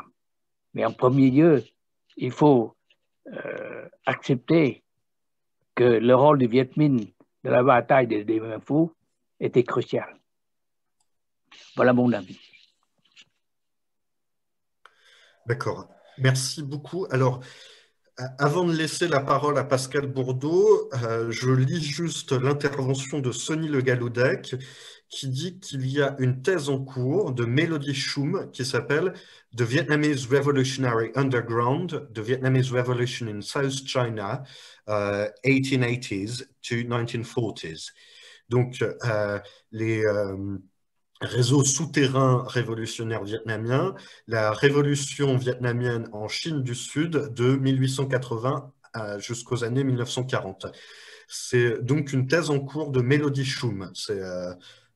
Voilà, donc je pense que c'est une information intéressante qui répond aussi aux points qui ont été soulevés par François Guillemot à l'instant. François, est-ce que tu as un point à ajouter là-dessus ou est-ce que je laisse la parole à Pascal Bourdeau? Très rapidement, je crois qu'il y a une conférence, j'en suis sûr, Mélodie Choum va faire une conférence prochainement au mois de novembre, il me semble. Je sais plus si c'est fin novembre. Voilà, donc on passera le lien. J'ai pas le lien sous les yeux là, mais je sais pas si c'est une conférence depuis les États-Unis, depuis le Vietnam, mais voilà, vous avez sans doute reçu l'information déjà peut-être par vos réseaux académiques. Oui, il me semble que c'est dans le cadre de Saigon Social Sciences Hub, le réseau des sciences sociales de Saigon, qui est organisé, qui font des séminaires en ligne qui sont organisés depuis le bureau de l'EFEO à Ho Chi Minh Ville. Alors, je laisse maintenant la parole à Pascal Bourdeau.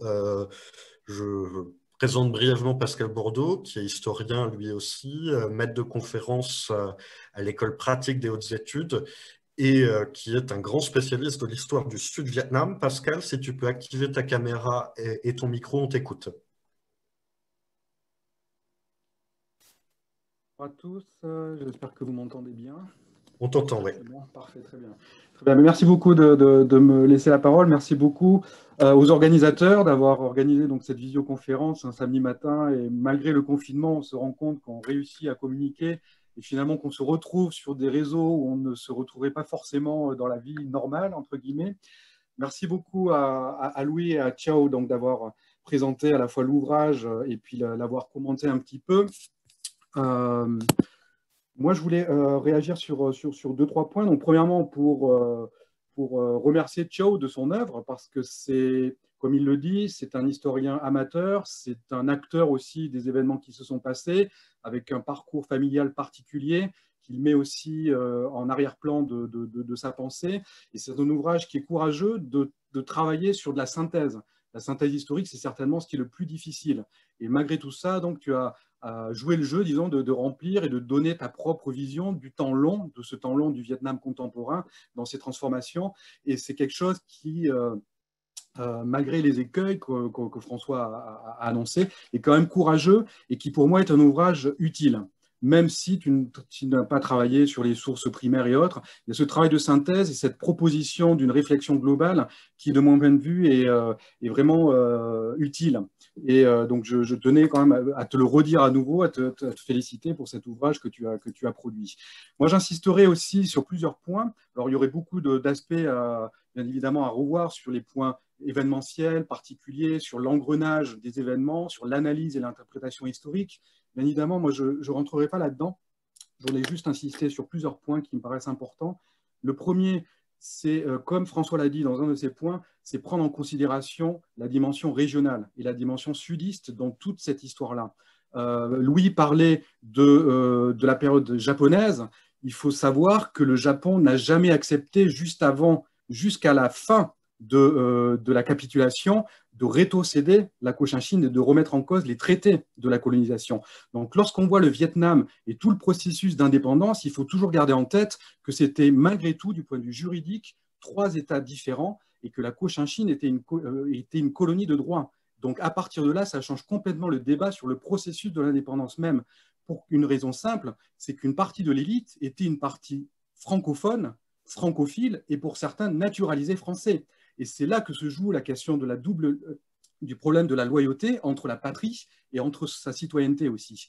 Et de ce fait-là, tout le processus d'indépendance et de réunification doit intégrer cette dimension-là. Ce qui fait qu'on parle bien sûr de la période japonaise, vous avez parlé aussi des accords de Fontainebleau et de la contre-conférence de Dalat, c'est précisément pour maintenir le statut de la Cochinchine et de proposer un autre programme qui viserait à amener l'indépendance du pays depuis le Sud et depuis donc cette construction juridique qui était la Cochinchine. Ça, c'est un aspect. Il y a l'aspect ensuite, bien sûr, politique, des enjeux idéologiques, où chacun se positionne dans sa propre catégorie, disons, et de moyens d'atteindre l'indépendance.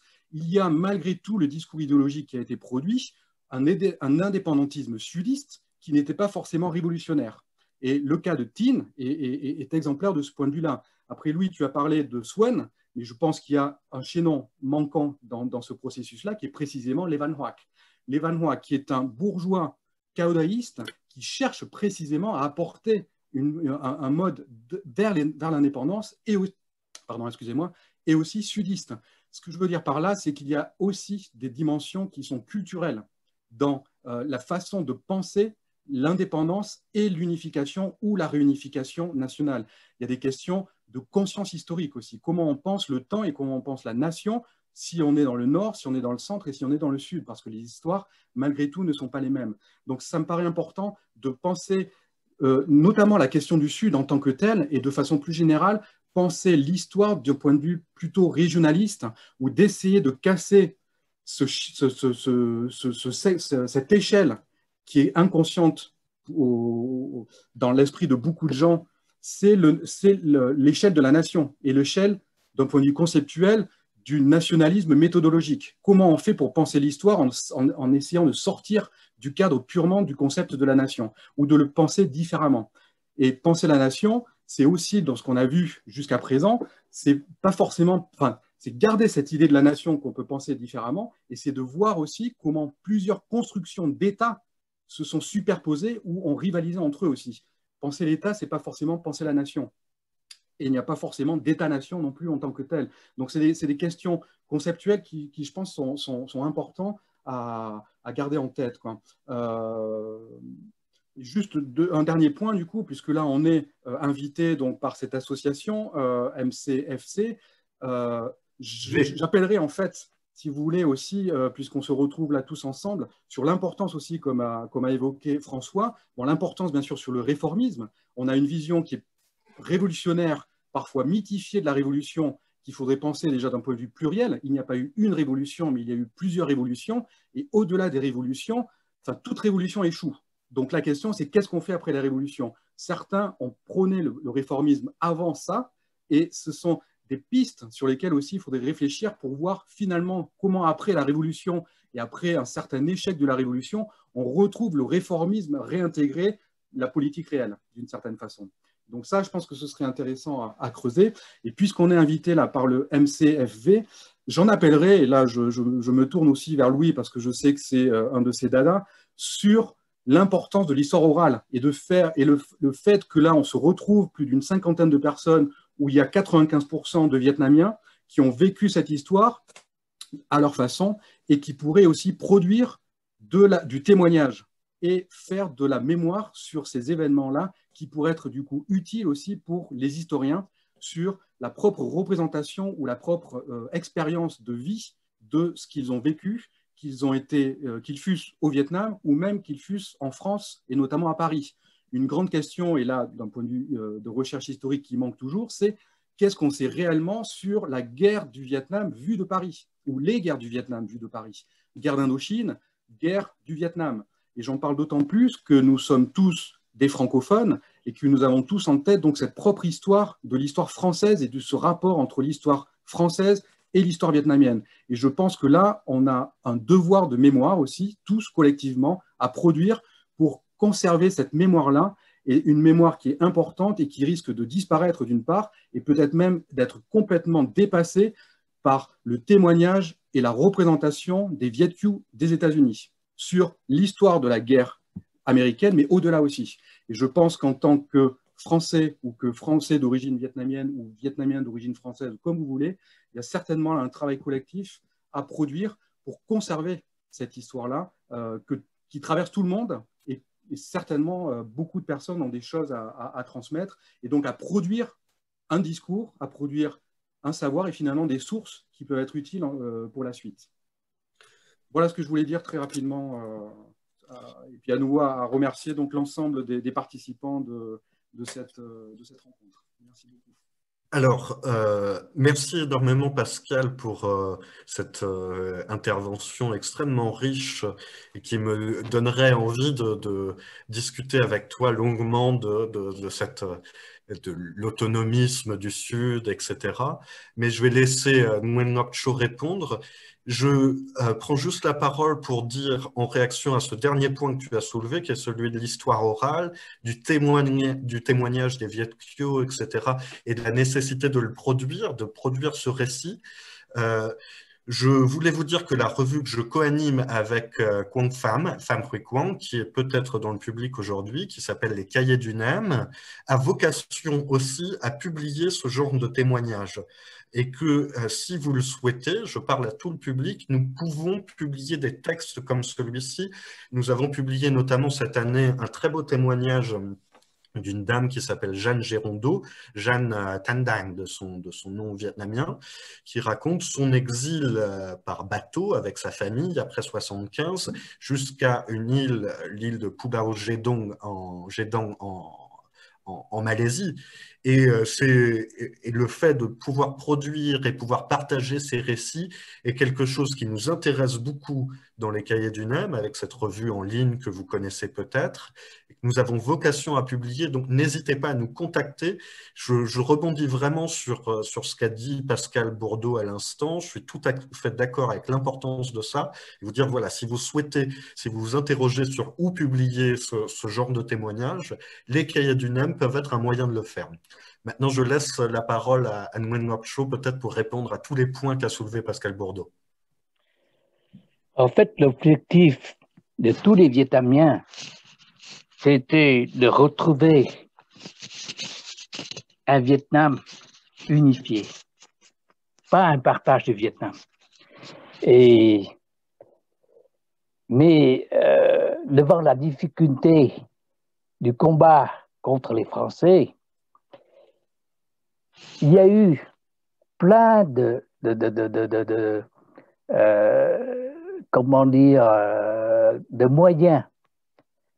Donc, celui de passer provisoirement par des étapes. Ainsi, Bougainville voulait passer par l'étape de la collaboration avec les Français, devenir des Français à égalité avec les Français, parce que les Vietnamiens n'étaient pas égaux avec eux, pour faire un premier pas et ensuite aller plus loin vers une vraie indépendance. Nguyễn Văn Thinh et autres dans le Sud aussi ne pensaient pas faire de la Cochinchine, du Sud-Vietnam, un pays vraiment indépendant, détaché du reste du pays. Et Bảo Đại non plus. C'est pour ça qu'il avait insisté, avant de négocier avec les Français, que les Français acceptent que le Vietnam du Sud soit rattaché au centre et au nord. L'objectif de tous les Vietnamiens était un Vietnam unifié, pas un partage. Et s'il y a eu partage en deux, c'était les Chinois qui l'avaient imposé. Les Vietnamiens ne voulaient pas de ça, ni le Sud, ni l'État de Bảo Đại. Donc, il faut concevoir que toute régionalisation était simplement par tactique, par stratégie, par le passage d'une étape intermédiaire avant d'aller plus loin. Parce qu'aucun Vietnamien voulait que le pays soit partagé en plusieurs morceaux. Et si le Vietnam avait été partagé en 3 morceaux, Pierre Brocheux en a parlé dans un de ses livres. Et je l'ai repris aussi dans mon livre. C'était que les Français pensaient que les Vietnamiens unis seraient trop difficiles à gérer. Donc il fallait diviser le Vietnam en 3. Et là, lisez mon livre, ou lisez le livre de Pierre Brocheux, il a expliqué pourquoi. Voilà.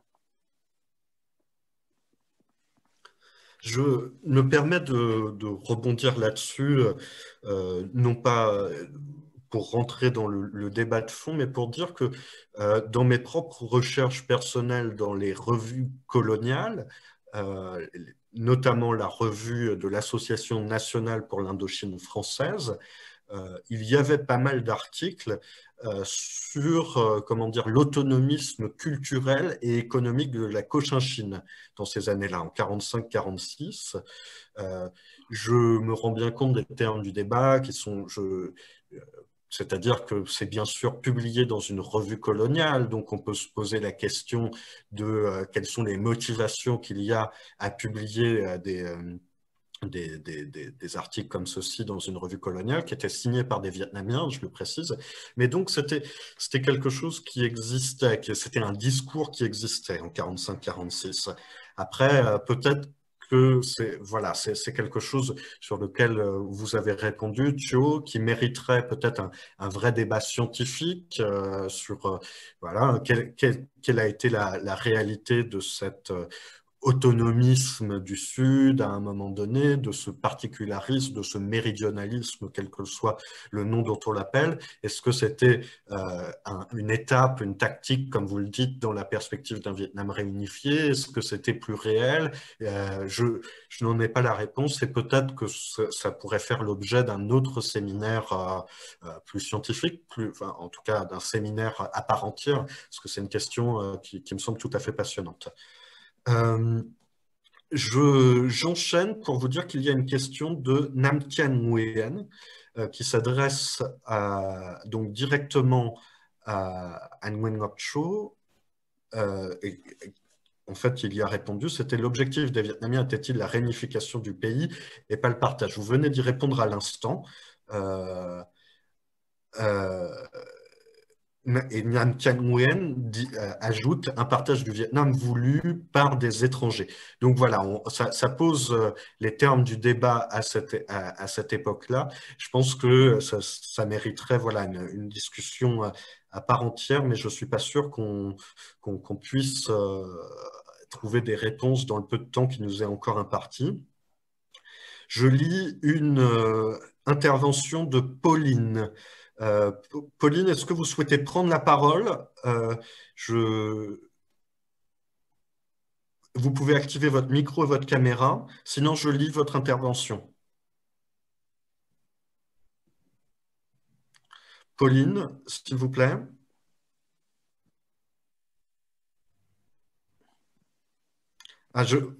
D'accord, bon, je vais lire votre intervention.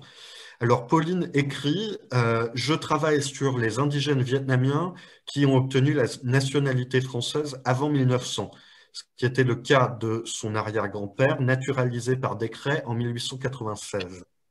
J'ai un problème d'accès aux sources. Je suis d'accord qu'il y a beaucoup de pièces manquantes dans l'histoire contemporaine vietnamienne et encore des blessures ouvertes. » Effectivement, je vais peut-être... alors, je ne sais pas qui peut répondre. Peut-être Nguyen Ngoc Cho, vous souhaitez réagir à cette intervention de Pauline et peut-être après pourrais-je, si vous souhaitez, laisser la parole à François Guillemot ou à Pascal Bourdeau qui pourraient dire quelque chose sur cette question des sources. Les Vietnamiens qui ont obtenu la nationalité française avant 1900, c'était des Vietnamiens qui avaient collaboré et travaillé pour les Français. On ne donnait pas la nationalité française à n'importe qui à l'époque. C'était des gens sélectionnés pour la satisfaction qu'on a eue de leur service. Et donc, ils étaient rares, mais ça existait. Voilà ce que je peux dire de ceux qui ont obtenu la nationalité avant 1900. Une précision personnelle sur cette question de la naturalisation des Vietnamiens. Il y a eu aussi un octroi de nationalité qui a été fait à l'égard des métis. Et je pense notamment à l'histoire de la FOEFI, la Fédération des œuvres pour l'enfance française de l'Indochine, qui a en fait une histoire plus ancienne qui remonte au début du XXe siècle avec la Société de protection de l'enfance de l'Indochine, avec le lien avec les missions étrangères de Paris et les institutions catholiques françaises au Vietnam. Mais bref, il y a une politique d'octroi de la nationalité aux métis, etc., qui se fait et qui va se structurer dans les années 30, et en particulier au moment du Front populaire, quand le gouverneur général de l'Indochine était Joseph-Jules Brévier. C'est juste une précision assez personnelle, puisque c'est comme ça que mon grand-père, moi, a obtenu la nationalité française. Peut-être François Guillemot, tu veux réagir sur cette question des sources sur la question de la nationalité, de la naturalisation des Vietnamiens en Indochine? Alors là, je suis pas du tout spécialiste de ces questions, mais il y a des travaux qui existent tout de même. Emmanuel Saada a travaillé sur le métis. Et bon, il y a tout un travail qui a été fait. Puis Christopher Rothschild aussi a produit un article sur cette question de la nationalité française en Indochine. Donc il y a des sources qui existent. Et puis il y a les fonds d'archives à Aix-en-Provence, aux archives nationales d'outre-mer. Il y a sûrement des dossiers relatifs à ces questions. Donc ce que je voulais souligner, c'est que de toute façon, à ce croisement entre les deux siècles, à la fin du 19e et du 20e, on a toute une génération de de lettrés cochin-chinois notamment. Si on prend Trung Vinh Ki, vous voyez le problème que pose Trung Vinh Ki à l'histoire du Vietnam actuelle. Je vous rappelle que l'ouvrage biographique qu'a produit Nguyen Binh Dao, qui est un géographe et qui a fait une sorte de géohistoire de Trung Vinh Ki, a été lui-même interdit au Vietnam il y a quelques années, il y a pas si longtemps. Donc, ce sont des sujets sensibles liés à la religion, peut-être Pascal pourra en dire un mot, et à cet apport qu'ont fait un certain nombre d'intellectuels dans une vision peut-être d'un État-nation lié à la France. Je n'ai pas de réponse à cela, mais voilà, c'est des questions qui sont en suspens et qu'il faudrait creuser en fait en réalité. Nous avons la possibilité de prendre une dernière question, puisqu'on va devoir bientôt terminer la séance. Est-ce qu'il reste une question? J'ai une remarque juste à faire concernant ce que dit Pascal sur les Vietnamiens à Paris. Et je crois que tu étais là dans mon séminaire, Louis, quand j'ai reçu Madame Marie-France Baur, et qui a présenté donc le travail de son père, Van Thanh Loc, et qui lui était à Lyon et qui est passé des réseaux étudiants autour de Daniel Guérin, donc qui a été une figure de l'anarchisme français, vers Paris, donc en côtoyant aussi bien des trotskistes ou des nationalistes, et qui se retrouvait à Lyon en tant que représentant de l'État de Bao Dai, avec une revue, je crois, qui s'appelait La Patrie, rédigée en français. Donc, vous voyez des sources locales et des sources et des trajectoires individuelles assez particulières. Il y en a beaucoup en France. Et il faudrait regarder ce tableau aussi bien à Paris, mais aussi en province, voir qu'est-ce qui se passe à un moment donné clé, ce moment clé du Vietnam, la construction d'un État-nation viable, en tout cas pensé par des personnalités modérées. Très bien, merci beaucoup. Est-ce qu'il y a une dernière question adressée à Nguyen Ngoc Cho? N'hésitez pas à écrire dans le chat si vous avez une question. Il y a une question sur la période, sur le gouvernement de Deng Trọng Kim. Oui, je ne la vois pas.